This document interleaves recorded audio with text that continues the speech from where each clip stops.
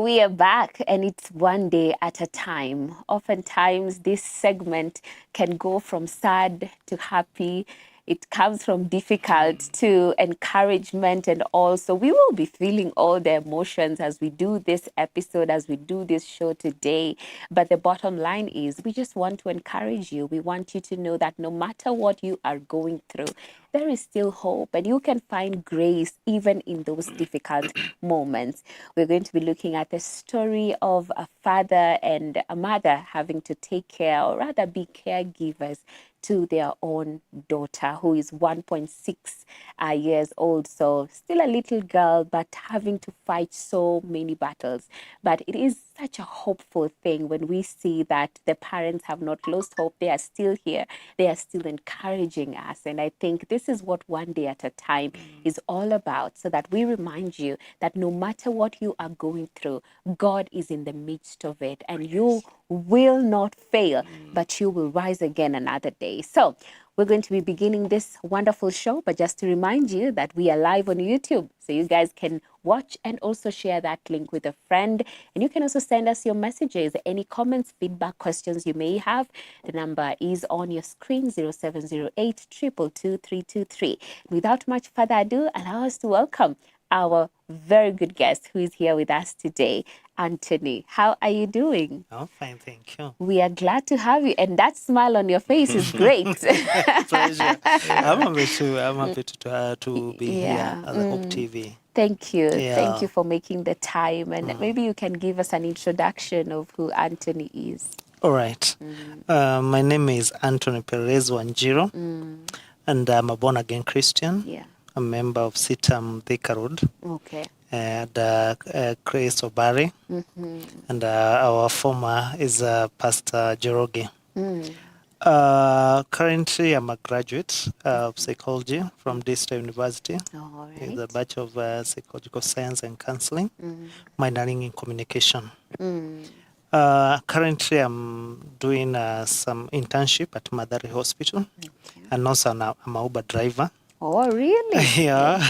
Okay. I'm a father of one girl, Princess Adora, Pailaya Adora, and a husband to my beautiful love my life, that is Pedis Nyambura. Yeah. Wow, that's amazing. Karibu sana. It's a joy to have you join us this morning. Pleasure. On One Day at a Time. Yeah. And let's go back and tell us about Baby Princess. Baby Princess. Yeah. Is a heavy one, but I will try as much as I can to go back. Yes. The farthest I can remember. Yeah. As a joy of every young parent, is the first time parent is to see your daughter, and perhaps you had seen, or to see your child, because you had seen perhaps how the parents enjoy the joy of having a young one. And I remember the joy when we saw those two lines, in everyone, those two lines, and you say, yeah, you're expecting a child is coming, and we were so much excited. We did all the necessary, starting with the first clinic with the hospital that I won't mention. We did all the first clinics. I remember the first month, even I have the photos of the first month. I recorded, and it's like, I don't know, it was preparing me for something, because I was recording everything, even the first scan, and I was so happy. And it's during the first scan, I think the first we saw a first scan, my spouse was told that she's having a cyst, a variant cyst. And we were told the doctor will look at it to see if it need a gynecologist to look at it and see if you need operation or it doesn't. Which we went, and the life continued, as normal, as we were waiting for the next clinic.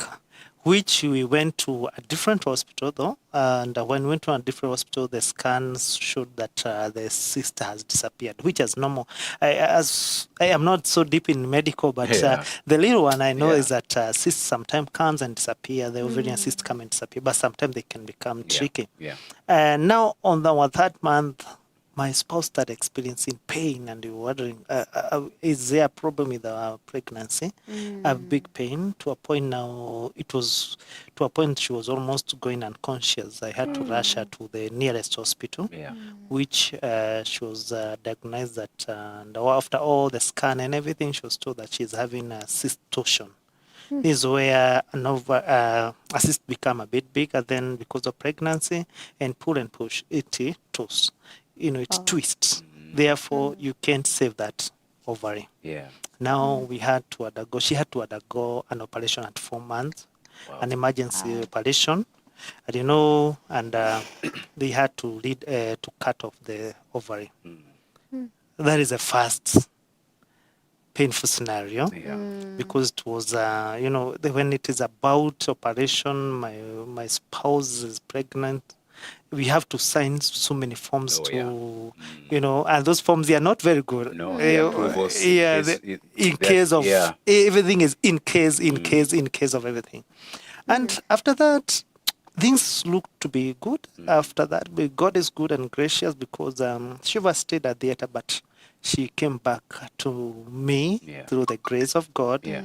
And she came back with our child too, still inside the womb. And the journey continued. Yeah. We had a very sweet journey. I remember all this journey. Every day I could sing this song, this song that say, God bless you. I could sing for my daughter every time. Yeah. God bless you, keep you, and make his face shine upon you. Be gracious to you. Now it came time for giving birth. The time of giving birth, which I won't mention again, the hospital. We went to the hospital, and we were told that first of all, she needed an injection to strengthen our child lungs, and which we agreed on, and it was done.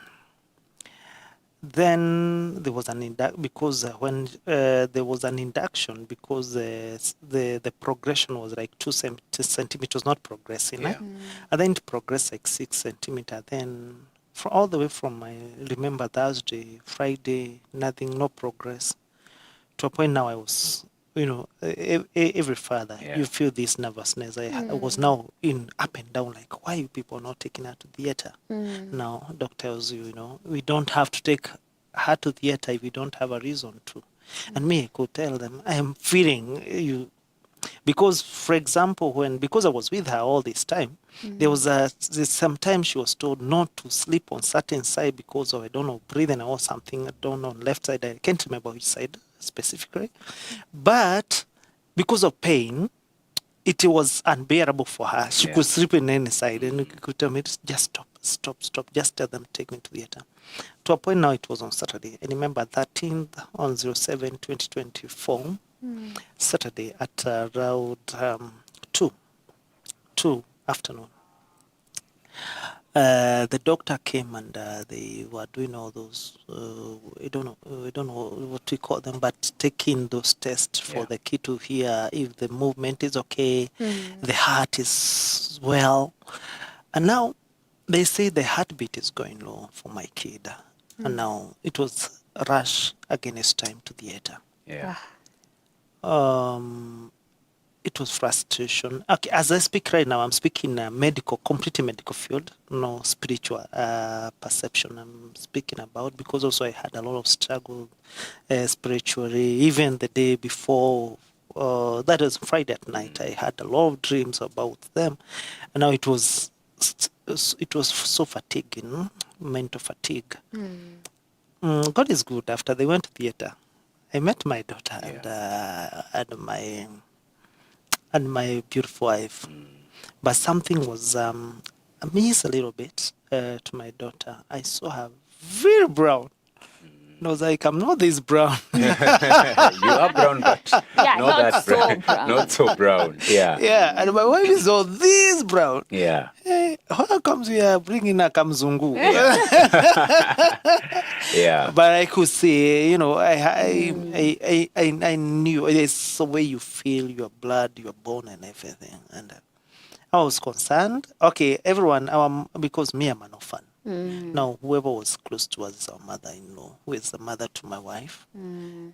For them, they could celebrate, hey, beautiful daughter. But for me, I was a bit concerned. There's those intuitions, you don't know what is coming. What you know what you are feeling, but you feel there's something.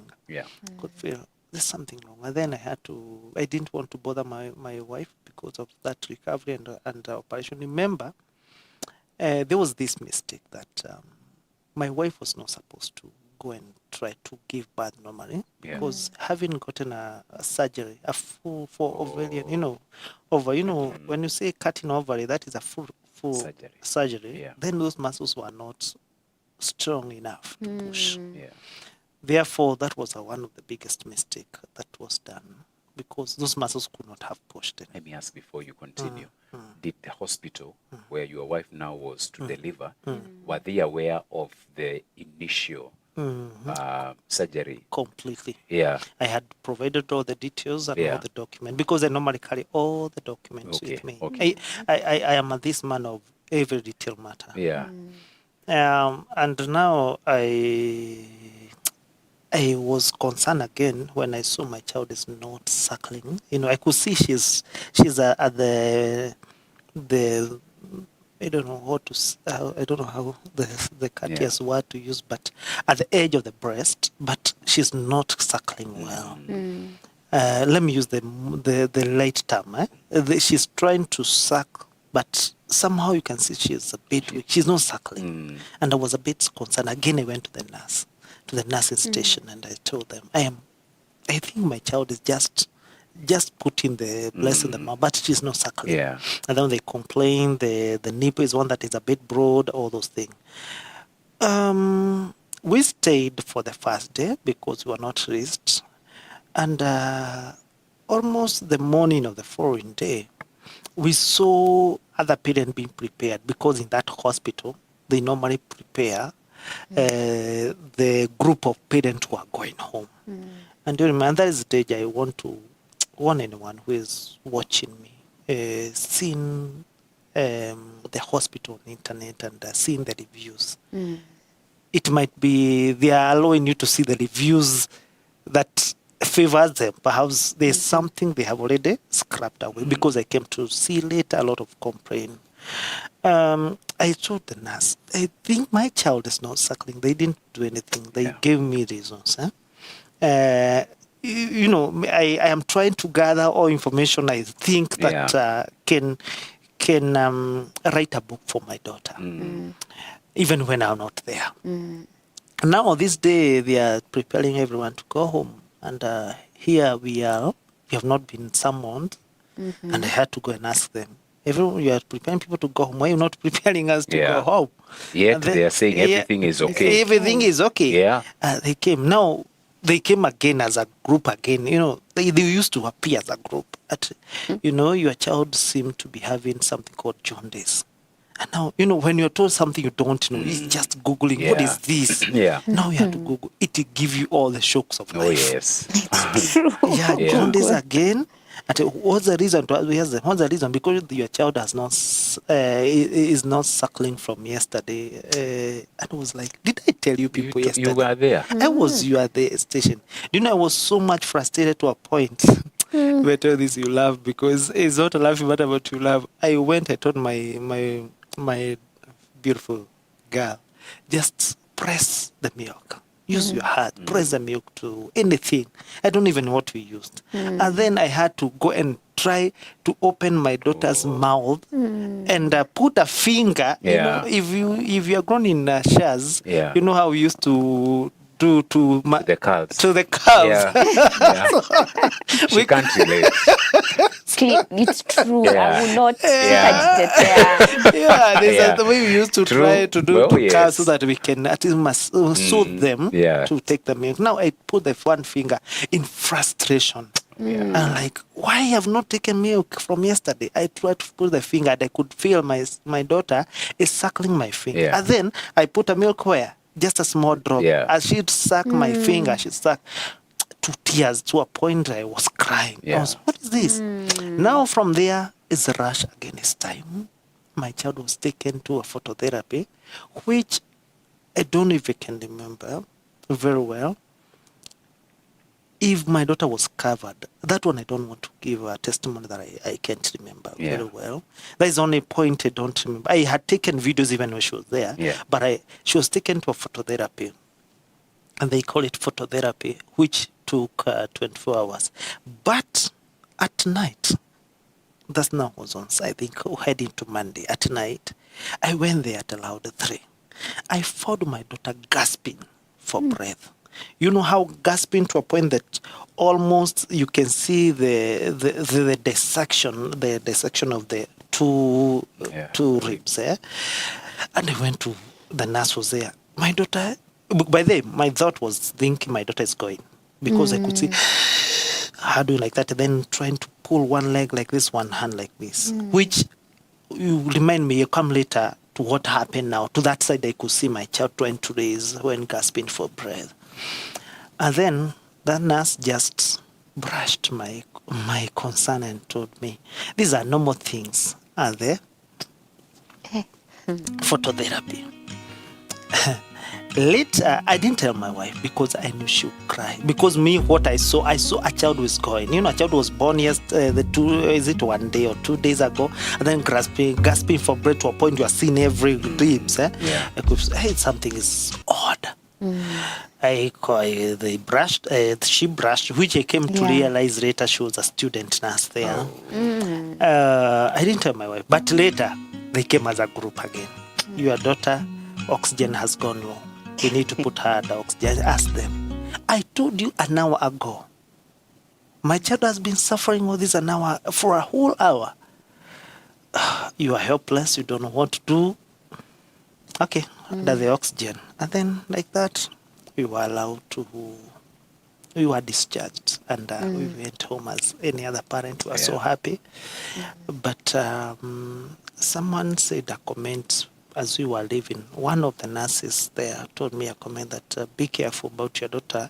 If she developed jaundice, she might have developmental delays, but thank you. At least, thanks be to God, the situation has reversed and now she's okay.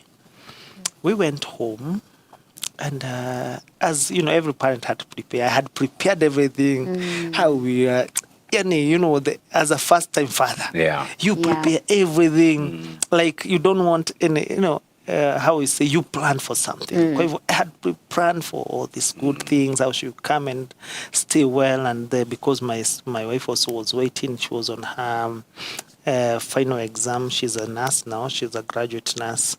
Now I knew he's coming, doing what and what, and then she go back to her career field.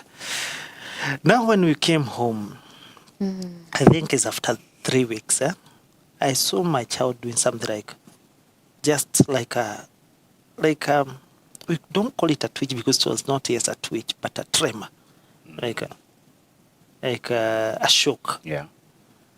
And there's an electrical shock, like that. And I was like, what's going on? And then I told my wife, because there's a way she used to pray with her when she is breastfeeding. Just stop praying with her. Just allow her to. Perhaps she's having those kind of excitement.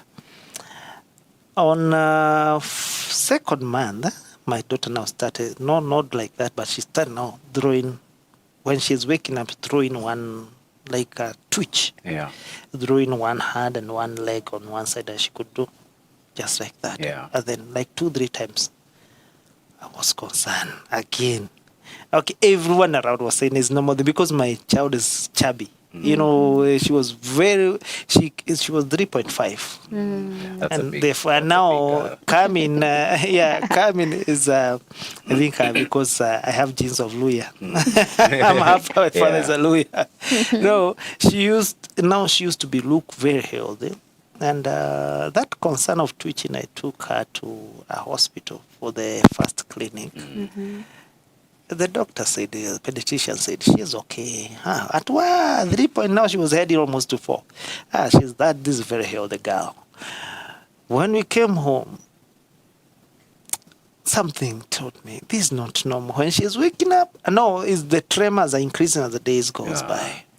Now we are heading to that month. I took her to other different tours. Now I looked for pediatrician. No, I was taking her to normal clinicians, you know. But now I took her to a pediatrician again. Pediatrician said it's okay. I said no. I need they need a neurologist pediatrician, which it was tough because for you to get a neurologist, I think I came to realize in Kenya you have to look mostly through insurance. Yeah. And to communicate with my insurance, where can I get a neurologist? And then I found one.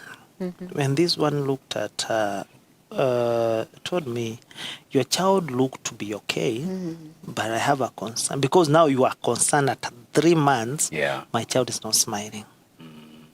Now you are concerned. Why is she not smiling? And she looked very healthy. Secondly, when she wake up and now she started crying, when she started now doing those tremors and twitches, somehow she could cry. And then cry came from the sharp cry to a very weak cry.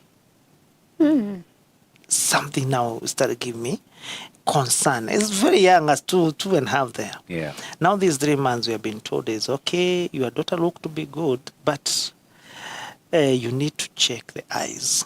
Because the pediatrician said, I sense she has a problem with the eyesight. But before that, you need to look now for these tutors. There's a word they use, but it's a neurologist, but a specific one, which we were told to book. We booked and we were told a neurologist was to come like 2 months to come. But when we went home, somehow I felt 2 months. 2 months is a lot. 2 months for a kid is a lot. I don't know what I did, but I like details. Like, therefore, I went to internet. I tried to use your child to throw himself on one side. What's going on? I said you need to take her with immediate effect. Oh yeah. Yeah. I said no. 2 months are a lot. Too long. Too long for me.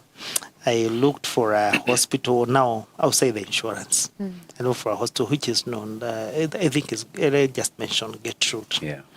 I went there. I was trying insurance too, but I had not told insurance initially because insurance, what they tell you, they just first will tell you to go to the law as you head to farthest. But I knew I went to Gertrude and now Gertrude. I thank God for that lady there at the reception. She's a mother. I gave her the videos of my daughter. There, we call it a client before you go to the doctor. She looked at the new videos of my daughter is doing.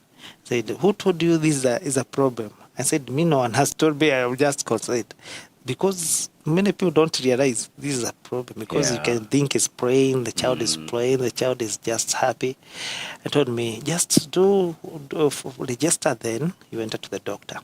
But unfortunately, my insurance didn't work there. Now you are just going home because let me just go home, wait for 2 months. But the lady had me going out. I said, where is that young man and the young girl? And we were just there outside, and then she came and told us, even if you can't afford here, make sure you take your daughter, even if it's a public hospital. She's having something called infantile spasm. Wow. That is now the first time that bombshell just dropped in our brain. Now we had to Google infantile spasm. Well, now that even right now, if you Google infantile spasm, the things you see, it will just blow your brain away. Infantile spasm now is calling the insurance and down. From morning, we were seeing a neurologist at Bermuda, just here, Bermuda, at around 4. There's a doctor there who came and told us, yes, your child is having infantile spasm and she need to be on medication. And they said it's okay, and said it's good. You have realized very early at a young age. We were given a prescription of a medication called Epilium, which we had to look for it. By the way, we were finding that medication at around 2 a.m. now in the morning. You see, we have just the whole day outside because she just now, I don't even know what happened by that time. Now she started now having strong tremors because the doctor does now, these are the progression. She is heading to conversions now. Now here is a period. We have found it at 2 a.m. almost there. For the other day in the morning, we went home, we gave her. But now instead of this thing coming down, now the child started conversing. What? You know, if you have never seen someone having a conversion, Yeah. don't even ever wish, because the things passed with my daughter, I think I can't even wish my worst enemy. No. The worst, the person I can say, even the worst.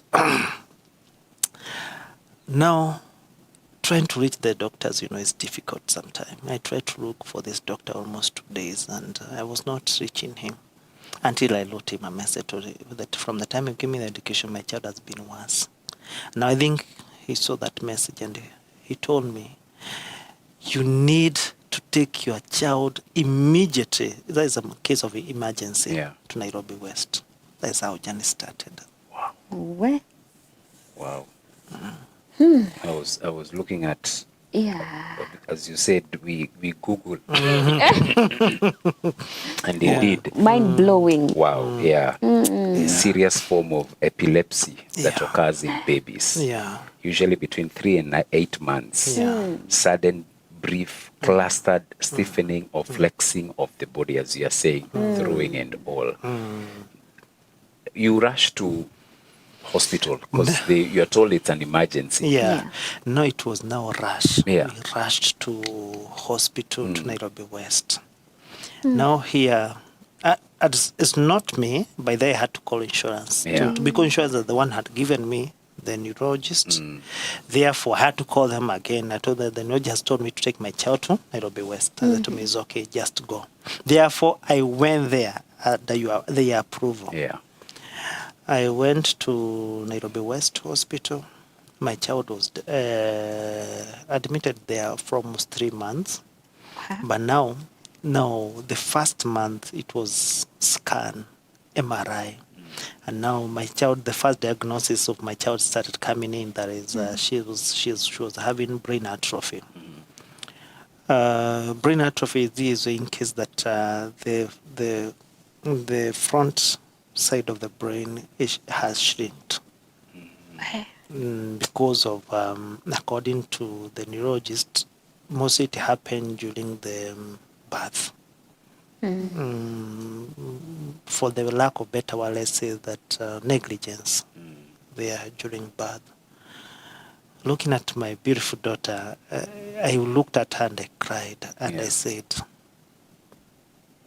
you are the only hope that, I am the only hope that my child you have in the world. You can't, she can't fight for herself. By the way, that is a point now I came to start coming with the reality that when you see a parent with a child with a special need, you might conclude a lot about what happened, why did the parent perhaps allow that thing to happen like that. Yeah. And sometimes even you see parent giving up on the children. Sometimes it's because of mental breakdown, and I'll come to it later. But when I look at my child, I just told my child, you know what, my daughter, I'm only your hope. If I decide to leave you, nothing else will happen. Either the things will go bad. If I decide to fight for you, I'm the only hope that you have. She can't have her own faith. She can't say anything. Now, when I was told that, I was told now it's to be put under the now management. Then EEG was done, and then she was put under management of medication, which was they started with small, but my child resisted all kind of medication almost to the last now, which is called Vigabattin, which is very expensive, which normally is not given to parents because it's very much expensive. Because one sachet per day is almost 400. Wow. One sachet. And she normally used like 2 sachets. That by that time she was using 2 sachets per day. And now here comes another bomb. The insurance used to call me each and every day. How is your daughter doing? And now I think they were told that the child is not doing that good, because the progression went down completely to a point now she was not responding completely. And now she developed even another called rotavirus when she was still in the hospital. And now the insurance called me and told me, you know what, Anthony, how is you? How is your daughter? Oh, no, ma, very good. And they told me, yeah, we have sent the money that we are supposed to pay the hospital. Now from there, you take care. I said, hello, I came here because you told me. I could have looked for another option. Yeah. Because I don't have that financial muscle to be here. I could have looked for another option. Why have you thrown me outside like that? Yeah. And then when I went to look the bill, it was heading to millions. And they have told me they have just paid 100,000. I was like, what do you may expect me to do? Cutting long story short, we were discharged, and I thank God for that guy there at the Nairobi West. I spoke to them and told them, if I came here because insurance told me to. If I knew, I could not. Because this is not, no one has, you now want to anticipate for the scenario like this one. We left Nairobi West. In a miracle which I just say it's only God who knows. We left Nairobi West, and now we went home. Our child, by that time, she was at the Vigabati, now the one I have just told you. Kepra is another convalescent medication. Another medication called topiramide, and another 3 I have forgotten. Those are a lot. Therefore, my child now went from being, let's say, from being a child you can expect, like a normal child you can expect now, but now you are just seeing someone sleeping. A child who is just asleep because medication. Yeah, she's just asleep, nothing else. I thank God, even have not told my spouse I'm coming here because I mind about her mental health so much. But I could look at her sometime and I could hear her speak, asking me, will I ever one day see or feel the joy of a child? Now, in my brain, I know, going back to what happened at 4 months when she was pregnant, I got deeper now. I understand her brain more than even what she's asking. You understand what I mean when I say that? Because I know when she look at back what happened at 4 months, and she look the probability of her being or giving birth again or being called a mother again, and then she look at the scenario we are in, what I could do is to put that brave face. But I find my corner areas when they are far away from me to break down. Home didn't stay more than, I don't think we stayed more than 2 months. We stayed, I think, 2.5 months. And then my child, one day when we were feeding her, she was like trying to vomit. And now spasm all over. We can see spasm all over. But she's like, someone's trying to vomit, but she did a self-choke. And completely she's not there. She's not breathing. Another rush against. We are rushed to KU referral, where she was admitted for, I think, a week. Up and down, we came back home. When we came back home, now we were heading to 6 months. To 6 months, 7 months there. We said now she's okay. She can go for we call it jab, the first injection. When she went, I think I was at Heaven's Gate, Prayer Mountain.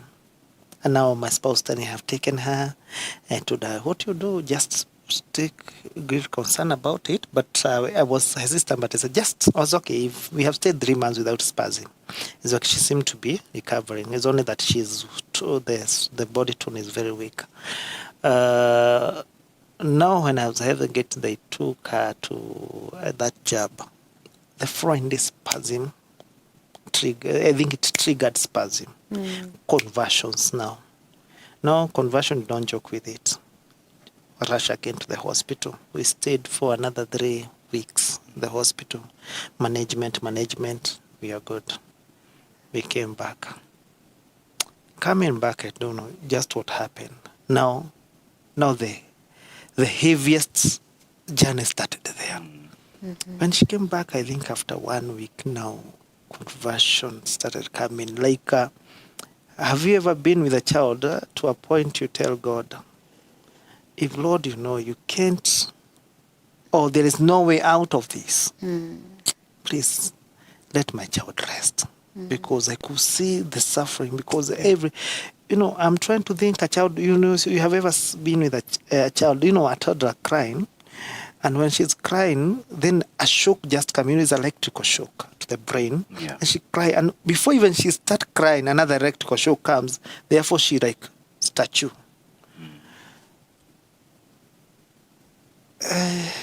Here I have her, my daughter. I have my wife who I'm looking at because she's very young too. Very young. And now, here's my daughter. We called our neurologist. We asked what's going on. What can we do? He told us she advised us about increase of medication. But if things persist, we could go to the hospital, which we increased to a certain portions. But that night, when my child was still eating, did another self-choke again.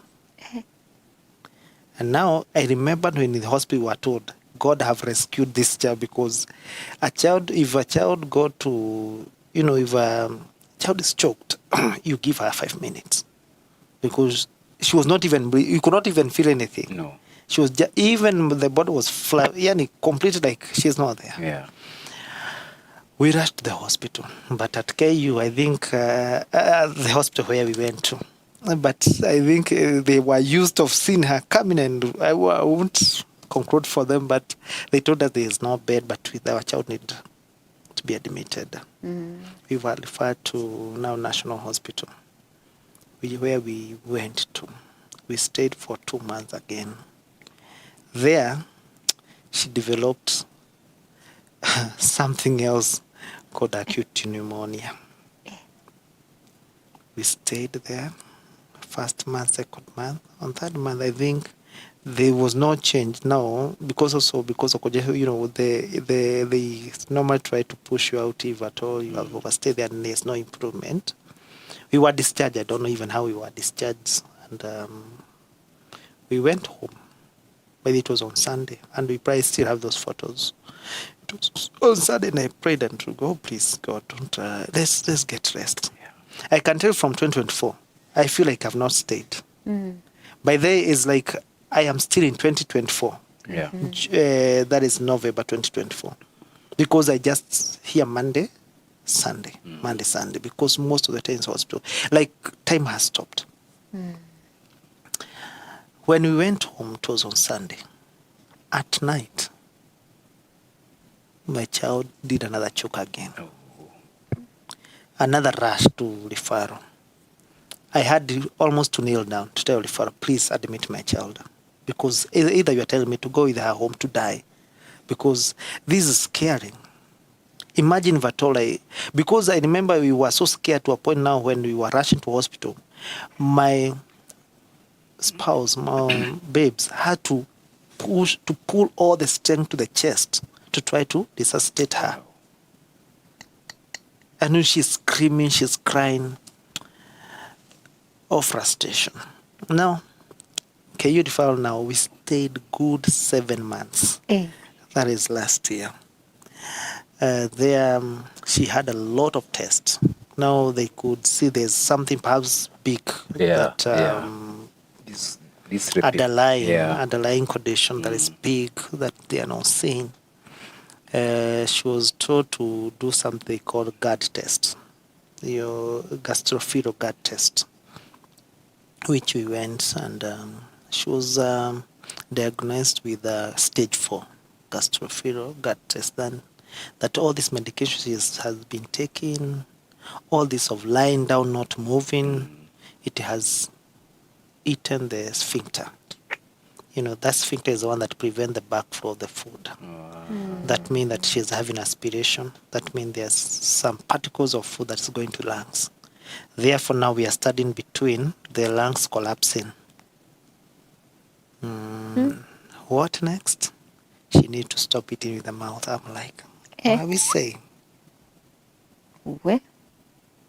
And before that, we had, I have forgotten that part. Our neurologist had told us to go and, because of taking vigabatrin, one of the effects of vigabatrin is that it can cause permanent blood loss to the children. Yeah. Which, why do you have to give? And then the doctor tells you, start with those options, like a child to be able to be herself or himself, sight loss and a child. So it's a sacrifice. It's a sacrifice of one. You have to sacrifice one. Yeah. And now, when we went, I remember we were still there, but we were given permission to come here to Nairobi Eyesight. We went there and at the epidemiologist. They had to look at her eyes and everything. And then I saw that lady looking at me and asked me who can be given the information. I said, okay, give it to us. I will handle. We were me and my wife and my mother-in-law. There, they told us, unfortunately, we're going to break to your bad news that your child seems to be having permanent blood loss. What? And sight loss, permanent sight loss. But you don't know at which degree, but what we can tell you, that she's having white veins. That means that she's having permanent sight loss. Because with the white vein, that means blood is not coming to the eyes. I'm like, My spouse broke, my mother-in-law broke. Inside I cried. I think I crashed more than even they thought. But I had to carry my child. I told my child, whatever it takes you, I will go with you. Wherever it takes you. Wherever this journey won't take you, this beautiful journey, because now I can only call it beautiful. This journey of God, wherever it takes you, I'm going to go with you. Yeah. Now, here we are now, we have been told again, she came to the mouth, I said, God, know the eyes, know the mouth. I had to fight that. My faith had to fight a lot with that. Because we had even the surgeons, they had to convince me more than I think 2 weeks. Because I said them, eyes are not seen. Okay, according to how they are saying, there is no sin. But I don't know how. Sometimes I know, you can normally do like this to my daughter. She do like this, but unfortunately, then she don't have a lot of interest about outside.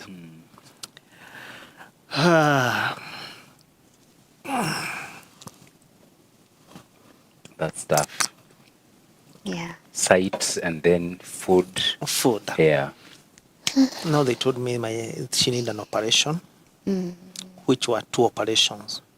One is to insert the tube, stomach, where we're going to be feeding through the tube, and the other one is to strengthen the sphincter to prevent now that backflow of the food, so that it won't go to the lungs again and corrupt the lungs. By this time, you see, my daughter is doing suctions. Suction is you remove the congestion on the lungs. She need an emergency surgery because she can't stay without eating again. It happened. Yeah. But that, I think now, that was now the most painful part, giving her to, I still have those everything, giving her to the surgeon to go to the surgery room as young as she is, to a point now I started asking, by all this time, remember, I'm giving you now my story. You don't know what the world is speaking to me or to us. Every time when I come to hospital, perhaps I find my wife have been told something. And you remember now, when there's nothing as difficult like when you have a sick child, there's a time now culture crash with your faith. Really crash completely. Because there are people who come. And I remember one time I came, babe told me something that someone came and said, I don't know we do what. I told her, let me tell you one thing. Even if I die today, I just want to do one request. Even if my child won't start, even if my child will die, even if my child won't survive at all, let it be known that my God is not God of trees, God of slaughtering goats, God of slaughtering chicken, but my God is. Let my child either aid with the faith of his father, that is Jesus Christ. Anything that is out of that, I'm not part of it. I won't. No matter who is coming with it. Because there are so many people who compromise because of Yeah. that desperation. They're in despair. And they are like, I'm willing now to do anything and everything so long as I see my daughter, my son well. If I tell you there's someone even who had, is a born again, who had written me a message and told me, even calling me, I know somewhere, but she was telling me that my sister was like that, had disturbed us like that, and we had to go somewhere in Nebu with salt and what. And I'm sure if you take your child, you go, I don't know, with salt and what and what. I told me, I was point blank. I'm not fearing my child to be worse. But I have faith she'll be well. Therefore, I won't do anything because I'm fearing to be well. Or whatever people will say. Or I'm telling you, I will come to that later. If there's something I thank God that we came out of that referrals to those 8 months with faith and with our mental health.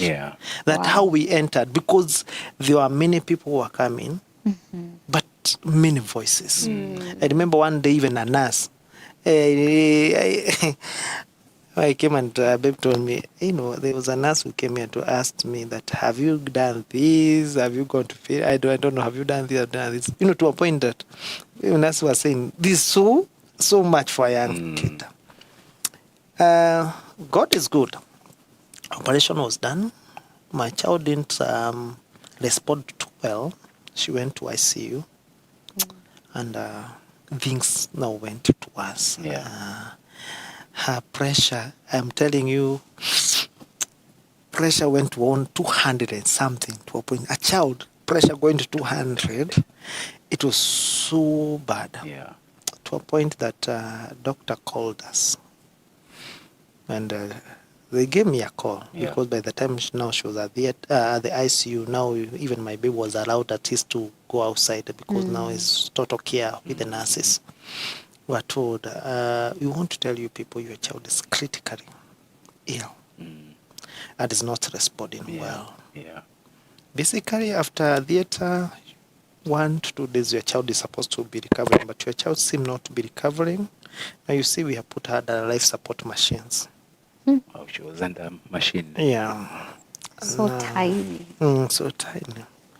No.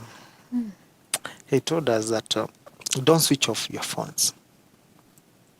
It's like they're preparing you for the worst. Yeah, and I remember one of closest person, a family member, calling me and telling me, don't hold on to your daughter. Release her. What an encouragement. Wow. Yeah. And I said, if there's something I can't do, is to give a leeway to the enemy. Therefore, my faith still stands.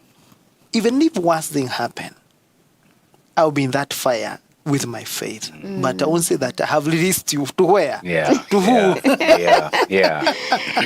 And I'm the only faith. Cutting long story short, that after almost a month, they called us, by the way, they called and told us, we are thinking of removing your child from the machine. Whatever happened. They were preparing us. And to their shock, they removed the child, and instead of the child going to us, recovered. Wow. And then we went back to the normal ward. Like that, it was difficult because we were discharged at 7 months, but almost 1 month we were there held because of bills and everything. It was just worse chaos. But I thank God because one thing about my church, That is Sitam, Thika Road. And let me see, mostly through the Moi, called Men of Impact. They were checking on me. They were giving me visits. Even our SG. Wow. It's good to mention that. Yeah. Allow me to Yeah. mention Yeah, that. people who supported you at Through that at that season. critical Yeah, area. Yeah. SG through the Madam Trufosa, they give us a visit, and we felt encouraged. Even my small group, that's Caleb, held by Kenya Jui, they give us support, and they came to visit us, which, let me tell you, this is a moment that people disappear. yeah. And I have seen it. True. Yeah. I've seen it. Yeah. It's And I true. prepared my babe, by the way. The first time we were admitted, people were flocking because I won't say that I'm a public figure, but I was so much in philanthropist. I used to do ministry, high school ministries. Therefore, there was a lot of people flocking. Yeah. But and also, Cosfell, the board boys, they did good. People were flocking, but I prepared my wife. I told her, please, because I'm a psychologist. I know how the pattern normally Yeah. go. I told her, people will be there with us at the beginning, but as it get deeper, You'll be found, few, the two of you. yeah, that is what I told her. Don't be surprised on Yeah. if one day we will be admitted and we find two of us only, me coming and you like exchanging. Yeah. Yeah. Please don't despair. Yeah. Because it's anyone who just hope upon a man. Yeah. But it's good to mention that Yeah. church. And also our church did good because at the initial stage, they bought for me medication while they almost 3 months, Wow. which was good because having to buy medication of 2,000 per day is not, and it's not, and conversion medication, you don't find them in your hospital mostly. No. Like Vigabatrin, even it's only in Nairobi West, which they managed to sell 200, 350. Yeah. 350 times like 700. Now we went home after all those months, and my child seems to recover a little bit. But every time she gets this conversion, what conversion does is that if your child had there is those stages of milestones, 0 to 3 months, how a child is supposed to do. Yeah. Now you might find my child is 1.6, but it's a time that she's trying to draw legs, which was supposed to do at 3 months. Yeah. It delay. It delay milestone. Yeah. Neck holding was supposed to happen at 3 months. She has not held the neck until now. Yeah. Now, if conversion comes, you go back to zero again. Yeah. To Yeah. zero. Now, even if she has tried to hold the neck again, she go back. Being stopped. Yeah. For instance,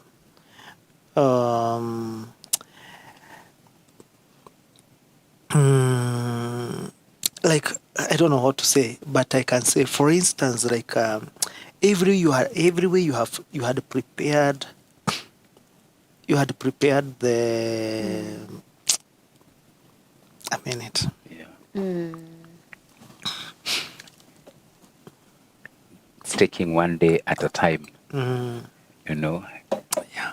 a father, the love of a father. Yeah, not giving up on the daughter. Not at all. Yeah. Not even a single. And unfortunately, we are way past our time. I think we even forgot. By then. We are 5 minutes past our time. And I know that there is a lot. And our producer is also reminding us time is gone. But maybe just encourage somebody who is watching this morning. And I know you're still in the heat of it. But what would you say to encourage somebody who is going through what you're going through, and they feel like maybe I need to compromise, or maybe I need to look for other ways because they are frustrated and cannot continue to hold on to your faith? To their faith. Okay, because of the time, I'll try to rush it out. Thank you for your question. You have asked that how can I encourage someone who is under the same situation, feeling the heat? Like, for example, what I'm telling you is that, for instance, that like things stopped for me. Like I was supposed to go to state for my master's. I think is expiring this Friday. Yeah. My I-20. for my master's for psychology. I had to put it on hold because finances were completely drained. I didn't get the finances to go for embassy, the U.S. embassy. I didn't got finance to get, which I was having initially, but I had to spend it to pay for my service fee. But one thing I can tell whoever is watching me or whoever is passing through the same, Shadrach, Meshach, and Abednego is a story that normally encouraged me. They handed reason to say, we fear. The death is this. You know, it was between you and death. And they had all the reason to give up. But exercising the blind faith, let me say the blind faith, saved them at the last. Another story I normally read about in Mark 9 verse 20. Mark, that man, had spent the whole day. Imagine spending the whole day trying to convince the disciples of Jesus, heal my child. There is the same condition of conversion. And the child was, the same way they came one morning, and Jesus came and said, can you see my child has been like this? Your disciples are not healing. And then I love how Jesus said, do you believe? I can't paraphrase everything, but Jesus asked this guy, how long has been this? And this, the father said, as long as this child was born. As I see myself, and I can tell anyone who is watching me, every time you find yourself in that situation of a child, as long as you can remember. And as long as you can remember, it means what? This father had given up. And then after giving up, now you take it again. And then Jesus said, it is okay to whoever who believe. Therefore, he might have gone to many situations, but later God did it. Like, for example, right now my child is in the hospital again. He's admitted again. I've not given up. He is supposed to go to theater either between today and Friday. I've not given up on her. I still believe that things will work out. I'm not at work. I'm a graduate, but I'm still trusting God for work. My wife is a graduate nurse, still trusting God for work, but we have not given up. We have not even cursed God, telling that you have allowed this. I think the only hardest part I've ever gone up to is telling God, if it can't happen, give her rest.